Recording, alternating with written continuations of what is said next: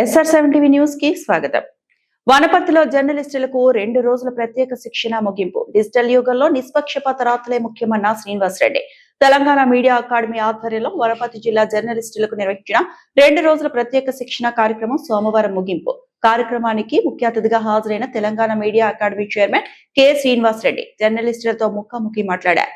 ఈ సందర్భంగా ఆయన మాట్లాడుతూ, ఈ రోజు మీడియా చాలా వేగంగా మారుతోంది. మీ కలం వెనుక ప్రజల నమ్మకం ఉంది. అందుకే నిష్పక్షపాతంగా ప్రజాహితాన్ని దృష్టిలో పెట్టుకుని రాయాలి.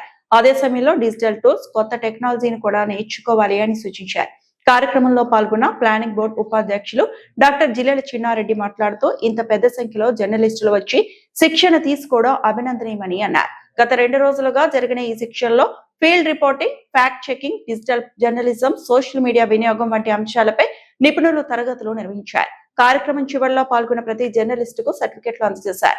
ఈ కార్యక్రమంలో జిల్లా డిపిఆర్ఓ సీతారా, టియుడబ్ల్యూజే జిల్లా అధ్యక్షుడు మధుగౌడ్, మీడియా అకాడమీ అధికారులు, శిక్షకులు పాల్గొన్నారు. మొత్తంగా ఈ 2 రోజుల శిక్షణ జర్నలిస్టులకు కొత్త ఉత్సాహాన్ని, కొత్త నైపుణ్యాలను అందించిందని పాల్గొన్న వారు తెలిపారు. SR7 TV news reporter Wanaparthy జిల్లా ఇన్ఛార్జ్ కేపిరెడ్డి. తర్వాత మీరు భాషలో జాగ్రత్తల కోసం ఆయన చెప్పుకుంటారు. ఇందాకనే ఇప్పుడు నిందితులు వేరు, దోషులు వేరు. కేసు అంటే నింద పడిన వాడు నిందితుడు, దోషి అని కోర్టు నిర్ధారించిన తర్వాతనే దోషి అవుతాడు. ఇప్పుడు వీళ్ళు కూడా మనవాళ్ళు పొలిటీషియన్స్ కూడా నిందితులను శిక్షిస్తామంటారు. నిందితులను శిక్షించడం కాదు, నిందితులను ఎట్లా శిక్షిస్తారు? కోర్టుని దోషాన్ని నిర్ధారించిన తర్వాత కోర్టు శిక్షిస్తారు. వనపర్తి జిల్లా చెందినటువంటి పత్రికా మిత్రులందరికీ 2 రోజుల శిక్షణా కార్యక్రమాన్ని ఏర్పాటు చేశారు పెద్దలు గౌరవనీయులు శ్రీనివాస్ రెడ్డి గారి ఆధ్వర్యంలో. శ్రీనివాస్ రెడ్డి గారు అంటే మాకు గొప్ప గురుభక్తి ఉండేటువంటి భావన. మా అందరు కూడా చాలా అరుదుగా ఉంటారు. అటువంటి వ్యక్తి చాలా అరుదుగా ఉంటారు. ప్రెస్లో ఉండేటువంటి వాళ్ళు అంత నమ్రతతో, అంత హుందాగా, ఎవరు కూడా పలానా చోట శ్రీనివాస్ రెడ్డి గారు తప్పు చేసినారు అని వేలెత్తి చూపనటువంటి పెద్ద గొప్ప క్యారెక్టర్ నేను సరిగా పనిచేస్తూ ఉన్నాను. నేను రాజశేఖర రెడ్డి గారు ముఖ్యమంత్రిగా ఉన్నప్పటి నుంచి నేను చూస్తూ ఉన్నా. వారికి చాలా ఇష్టమైనటువంటి వ్యక్తి శ్రీనివాస్ రెడ్డి గారు. తర్వాత ఇప్పుడు రేవంత్ రెడ్డి గారు కూడా చూస్తూ ఉన్నాను. దానికి ఉదాహరణనే ఈ మీడియా అకాడమీ చైర్మన్గా వారికి పదవి బాధ్యతలు అప్పచెప్పి మొదటి టర్మ్ అయిపోయిన తర్వాత అడగకుండా మళ్ళీ రెన్యూ చేయడం వారిపైన ఉండేటువంటి గౌరవభావమే తప్ప ఇంకోటి కాదనేటువంటి మాట కూడా నేను అందజేస్తున్నాను. అలాంటి శ్రీనివాస్ రెడ్డి గారి పక్కన కూర్చొని 2 మాటలు చెప్పేటువంటి భాగ్యం కల్పించినటువంటి మన మధుకు, వనపర్తి జిల్లా జర్నలిస్ట్ అసోసియేషన్ అధ్యక్షుడికి నేను హృదయపూర్వక ధన్యవాదాలు తెలియజేస్తూ, దాని తర్వాత వెంకటేశ్వరరావు గారు, ఈ మీడియా అకాడమీ సెక్రటరీ గారు, వనపర్తి డిపిఆర్ఓ సీతారాం నాయక్ గారు, విచ్చేసిన మీడియా మిత్రులందరికీ, వనపర్తి ప్రాంతం నుంచి విచ్చేసినటువంటి వాళ్ళందరూ కూడా, ఎందుకంటే చాలా కాలమే అందరిని చూసి కూడా. ఈ మధ్య మేము ప్రెస్ కాన్ఫరెన్స్ పెట్టిన ఎవరు వస్తలేరు సార్. ఒకప్పుడు అందరూ వచ్చేవారు. సార్ నువ్వు ఫోన్లో పంపి అని చెప్తారు అంతే. ఇప్పుడు ఎవరు రావడం లేదు మీడియా. అందుకని చాలా రోజులు అయిపోయింది మీరందరూ మొహాలు చూసి కూడా, కలిసి కూడా. అందుకని ఇంతమందిని కలిసేటువంటి భాగ్యం ఈరోజు కలిగింది అనేటువంటి మాట కూడా నేను మనవి చేస్తూ ఉన్నాను. ప్రధానంగా శ్రీనివాస్ రెడ్డి గారిని చూసి నేర్చుకోవాల్సిన అంశాలు, శిక్షణ కన్నా ముందు వారిని చూసి నేర్చుకోవాల్సిన అంశాలు ఎన్నో ఉన్నాయనేటువంటి మాట నేను సవినీగా మనవి చేస్తున్నాను. ఇలా ఇంత పెద్ద భవనం ఏర్పాటు చేసి వారిని అధ్యక్షుడిగా మొదటి టర్ము, 2వ టర్మ్ చేసి ఈ జర్నలిస్ట్ సమాజానికి గొప్ప సేవ చేయడానికి రాష్ట్ర ప్రభుత్వం వారికి అవకాశం ఇచ్చిందనేటువంటి మాట కూడా నేను మనం చేస్తున్నాను. ప్రభుత్వం యొక్క నమ్మకం, వారు ఎక్కడో చిన్న పొరపాటు చేయరు. తప్పకుండా జర్నలిస్టుల యొక్క బాగోగులే చూస్తారు తప్ప ఇంకో రాజకీయం చేయడు. వాళ్ళతో తప్పు చేయడానికి భావన ప్రభుత్వానికి ఉందనేటువంటి మాట నేను సరిగా మనం చేస్తున్నాను. మీతో నా మనవి, ఎవరైనా పిల్లల్ని బాగా చదువుకుంటుంటే భవిష్యత్తులో ఏమవుతావు నీవంటే కలెక్టర్ అవుతా అంటారు వాళ్ళు. ఎందుకు కలెక్టర్ అవుతావు అంటే బీద వాళ్ళకు సాయం చేసే అవకాశం వస్తుంది కలెక్టర్గా అయితే అనేటువంటి మాట ఆ పిల్లలు చెప్తాననేటువంటి మాట కూడా నేను మీతో మనం చేస్తున్నాను. అందుకని ఒక ప్రభుత్వంలో ఉండేటువంటి అధికారి ఆయన వచ్చినటువంటి పదవి ద్వారా ఆయనకుండే అవకాశం ప్రకారంగా పేదలకు సేవ చేసే అవకాశం వస్తుందని గ్రహించే వాళ్ళు పిల్లలు. అదే మాదిరిగా ఒక పత్రికా ప్రతినిధిని ఎవరైనా కనుక అడిగితే ఏం చేస్తావు నీవు సమాజానికి అంటే, సమాజంలో ఉండే రుగ్మతల్ని రూపు మాపుతాననేటువంటి సమాధానం మనతో ఉండాలనేటువంటి మాట కూడా నేను మీతో మనం చేస్తున్నాను. అందుకని మీ కలం కత్తి కన్నా చాలా పదునైనటువంటిది. మీరు రాసే మాట అది గుండెల్లో గుచ్చుకొని పోతుంది అనేటువంటి మాట కూడా నేను మీతో మనం చేస్తున్నాను. అందుకని సమాజ మార్పుకు మీరు ఎంతో చేయాల్సిన అవసరం ఉంది. ఎన్నో రుగ్మతలు ఉన్నాయి. పోయిన కాలంలో మహాత్మా గాంధీ, జవహర్లాల్ నెహ్రూ, పండిత్ ఇలాంటి వారు ఉండేటువంటి సమయంలో వల్లభాయ్ పటేలు, సుభాష్ చంద్రబోసు, ఆ రోజు సొసైటీ చాలా గొప్పగా ఉండేది. కానీ ఈరోజు సొసైటీ బాగా మారిపోయింది, పాడైపోయింది. ఆ పాడైపోయిన ప్రవాహంలో మనం కొట్టుకొని పోవద్దు అనేటువంటి మాట కూడా నేను మీతో మనం చేస్తున్నాను. మనం ఆ సొసైటీని కొంచెం బాగు చేయడం, ఎందుకంటే నేను క్లాస్ తీసుకోవడం లేదు, ఎందుకంటే మీకు 8 క్లాసెస్ ఆల్రెడీ అయిపోయినాయి. నాకు స్కెడ్యూల్ కూడా ఇచ్చినారు, చాలా చక్కగా జరిగింది అనేటువంటి మాట పెద్దలు శ్రీనివాస్ రెడ్డి గారు, మధు గారు ఇద్దరు కూడా చెప్పడం జరిగింది. చాలా గొప్ప వాళ్ళు వచ్చి మీకు క్లాసెస్ తీసుకున్నారు. కానీ నాకు ఉండేటువంటి ఒక 45 సంవత్సరాలు శ్రీనివాస్ రెడ్డి గారు చెప్పినట్టుగా నన్ను చిన్నప్పటి నుంచి, అంటే యూత్ కాంగ్రెస్లో ఉన్నప్పటి నుంచి నన్ను చూస్తున్నాడు. నేను యూత్ కాంగ్రెస్ అధ్యక్షుడు అయినప్పటి నుంచి వారితో పరిచయం ఉంది నాకు. నేను ఒక 45 సంవత్సరాల నుంచి రాజకీయాల్లో ఉన్నా. 78లో విద్యార్థి నాయకునిగా నేను కాంగ్రెస్ పార్టీలో చేరా. ఇందిరమ్మ అప్పుడే పార్టీ పెట్టింది 78లో, ఇందిరా కాంగ్రెస్ పేరుతో. ఆ రోజు నుంచి ఈ రోజు వరకు అదే పార్టీలో కొనసాగుతూ ఉన్నాననేటువంటి మాట కూడా నేను మనం చేస్తున్నాను. అందుకనే ఈ అలాంటి వ్యక్తి నేను ఒకసారి ఇప్పుడే అన్న వాడితో, సార్ మీరు మారలే, నేను మారలే, ఇద్దరం అట్లే ఉన్నామని అనే మాట వాడితో నేను చెప్పడం జరిగింది. కానీ గుర్తింపు ఎక్కడికి పోదు. మా వెనుక ఏమి లేకపోవచ్చు, మా ముందేమి లేకపోవచ్చు, కానీ మాకు మాత్రం పేరు ఉంది అనేటువంటి మాట కూడా నేను సవినీయంగా మనం చేస్తున్నాను. ఇది మంచికి, చెడుకేం కాదు, అస్సలు కాదు, మంచికి. ప్రజాస్వామ్య వ్యవస్థలో ప్రజలకు అందుబాటులో పరిపాలనా వ్యవస్థ ఉండాలి. కాబట్టి ఆ రకంగా మన తెలుగు రాష్ట్రాలు ఆదర్శంగా ఉన్నాయి. పత్రికా రంగంలో విస్తరించిన వార్తా సేకరణ సౌకర్యాలు కలిగినటువంటి రాష్ట్రం ఇది. మనకు స్వాతంత్రం ఎప్పుడు వచ్చింది? 47. స్వతంత్రం వచ్చిన తర్వాత పార్లమెంట్లో ఒక డిస్కషన్ జరిగింది. మనకు స్వతంత్రం వచ్చింది కదా, స్వతంత్రం రాకముందు పత్రికలు, పత్రికా వ్యవస్థ, ప్రింటింగ్ ప్రెస్సే కదా, వారపత్రికలైనా దినపత్రికలైనా స్వాతంత్రం కొరకు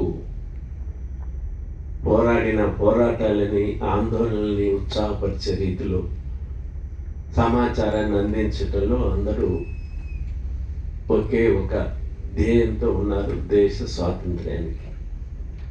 స్వతంత్రం వచ్చిన తర్వాత మరి ఏం చేయాలి ఈ పత్రికలు అనే చర్చ జరిగినప్పుడు పార్లమెంట్లో స్వతంత్రం వచ్చిన తర్వాత పత్రికా వ్యవస్థ ఒక ఇండస్ట్రీగా మారిపోతుంటుంది. అంతకుముందు యజమాని లేడు, ఉద్యోగి లేడు, ఆయనే రాసుకునేవాడు, ఆయనే అది చేసుకునేవాడు, ఆయనే అమ్ముకునేవాడు తిరిగి. ఇప్పుడు ఎంప్లాయర్ రిలేషన్ వస్తుంది. వ్యవస్థ ఇంకా ఇవాళ ఉన్న వ్యవస్థ కన్నా ఇంకా మంచిగా ముందు విస్తరించడానికి అవకాశాలు ఉన్నాయి, విస్తరించాలి ఈ దేశంలో అని చెప్పి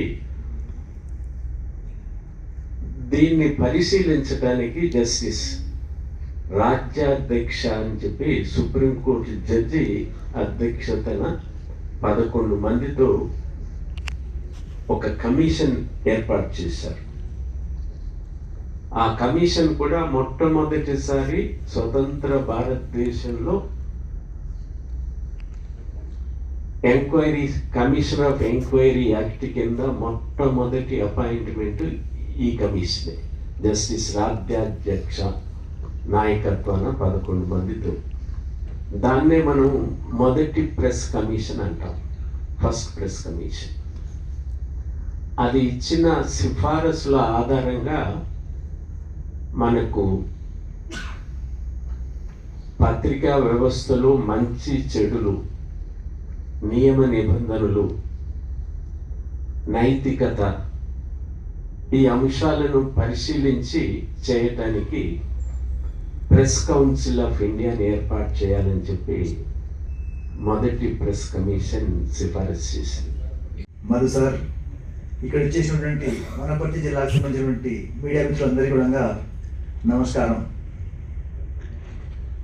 చాలా సంతోషకరమైన విషయం, మన వనపర్తి జిల్లా నుంచి ఇంతమంది రిపోర్టర్లు వచ్చేసి అసలు పత్రిక అంటే ఏంటి, అసలు రిపోర్టర్ అంటే ఏంటి, జర్నలిజం అంటే ఏంటి, పాటించాల్సినటువంటి అంశాలు ఏంటి అనేటువంటి విషయాలను మేధావుల ద్వారా క్షుణ్ణంగా తెలుసుకున్నారు.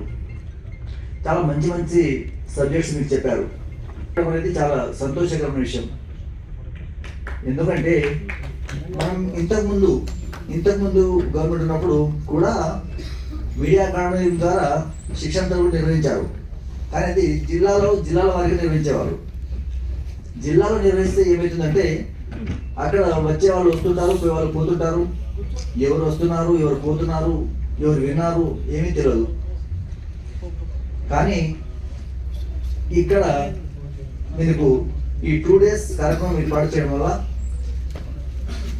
ఇక్కడ మీడియా జర్నలిస్ట్ ప్రతిరోజు వాళ్ళ ఇంటి సంసార విషయాలు కావచ్చు, ప్రెస్ విషయంలో కావచ్చు, చాలా ఇబ్బందులు ఎదుర్కొంటూ సఫర్ అవుతూ ఉంటారు. ఈ 2 రోజులు శిక్షణ తరగతులు రావడం వల్ల కొంచెం ఒక గ్యాప్ లాగా, ఒక ప్రశాంతత, తర్వాత కొంచెం ఒక క్యాంపెయిన్, అందరు కలిసి ఒక క్యాంపెయిన్ తిరిగినట్టుగా ఎంజాయ్ చేశారు. ఇది కూడా ఒక చాలా సంతోషకరమైన విషయం. అయితే మీడియా వాళ్ళకు ఇక్కడ మీరు ఈ నిన్నటి నుంచి చాలా విషయాల్లో ఆర్టీఐ యాక్ట్ గురించి చెప్పారు. మనము ఆర్టీఐ యాక్ట్ గురించి అసలు ఏంటి అనేది తెలుసుకోవాల్సిన అవసరం చాలా ఉంటుంది. మీకు చాలా బాగా చెప్పిటారు. ఎందుకంటే ఆర్టీఐ యాక్ట్ అక్రిడేషన్ రాలేదంటే ముందుగా పెట్టేది మనం జర్నలిస్ట్ అంతా ఆర్టీఐ యాక్టే. అసలు ఆర్టీఐ యాక్ట్ గురించి మీకు బాగా తెలుసుంటే ఆ ఆర్టీఐ యాక్ట్ పెట్టరు. అదేవిధంగా ఎథిక్స్ ఏంటి అనేటువంటి విషయాలు కూడా మీకు చాలా చక్కగా చెప్పారు.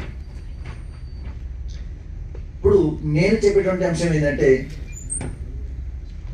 రాష్ట్ర ప్రభుత్వము అనేక సంక్షేమ అభివృద్ధి కార్యక్రమాలు చేపడుతుంది.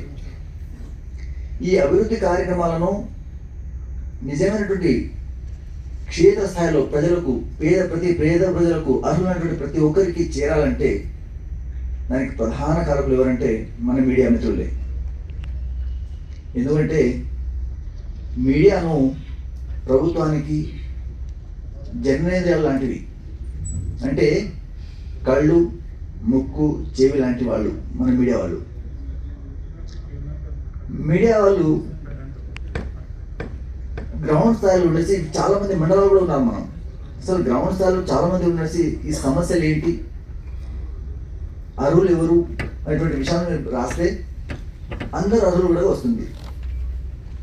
ఏదైనా ఒక సంక్షేమ కార్యక్రమం కావచ్చు, అభివృద్ధి కార్యక్రమం కావచ్చు, కొత్తగా ప్రవేశపెట్టేటప్పుడు కలెక్టర్ గారు ముందు సీఎం గారు చర్చిస్తారు. అక్కడ ఉన్నటువంటి మీడియాలో వస్తుంది, స్టేట్ మీడియాలో వస్తుంది.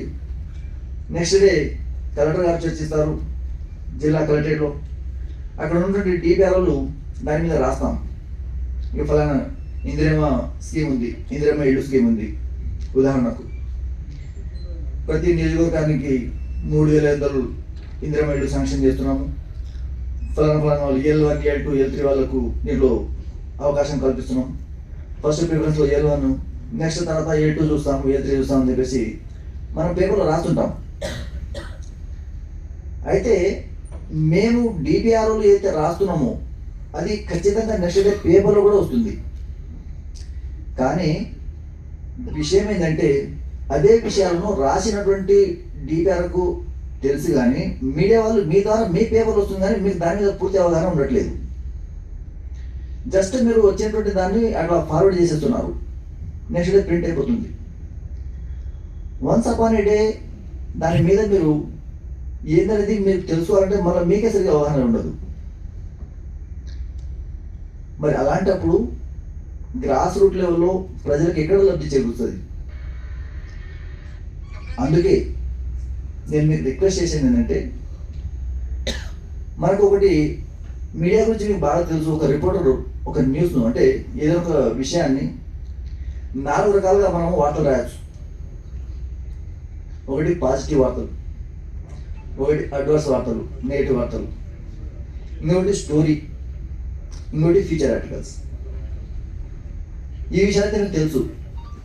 అయితే ఈ సంక్షేమ పథకాల మీద కూడా